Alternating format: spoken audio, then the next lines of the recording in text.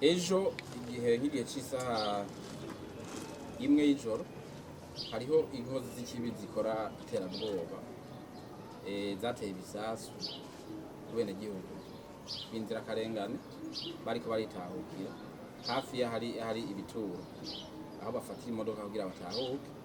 Hanyuma ivyo bakoze vyarahitanye ubuzima bw'abenegihugu babiri, umwe yitavye Imana bakibitera hajya mu gisagara hagati aho isoko ya kera kuri aho bakunze kwita kuri plaza, hamundi havuye yitavye Imana ashikanye mu bitaro. Hariho n'abandi bakomeretse bace bajanwa mu bitaro bitandukanye. Muri abo gushika mu gitondo amakuru twari dufise nuko nka bose baza bamaze gusubira mu zabo, kiretse bane bababaye bari bakiriko barabandanya bavuga. Muri abo kandi bakomeretse hariho imwe muri izo nkozi z'ikibi yaciye ifatwa.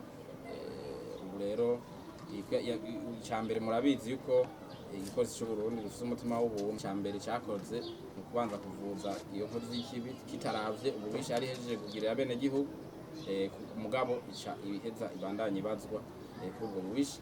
Hanyuma ico twongera ko nuko gushika kuri no mugoroba hariho abandi bashika kuri bane bamaze gufatwa bagirizwa kujya bubisha bakoze. Amatoza ariko arabandanya kugira ngo uwo wese yoba ari nyuma y'ubu bubisha, yaba umukuru canke umutoyi, afatwe ashikiza ubutungane kugira ngo yishure ububisha nk'ubu yakoze.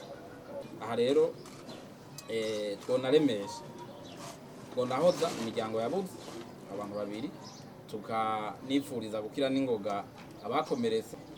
Abenegihugu rero tubasaba kubandanya bareme amabandanya ibikorwa vyabo, bagume bari ku kivi ariko barikanuye baduha amakuru, kuko umwenegihugu n'umupolisi wa mbere burya bijya babikora ntihabuza hari bababonye bariko barabikora.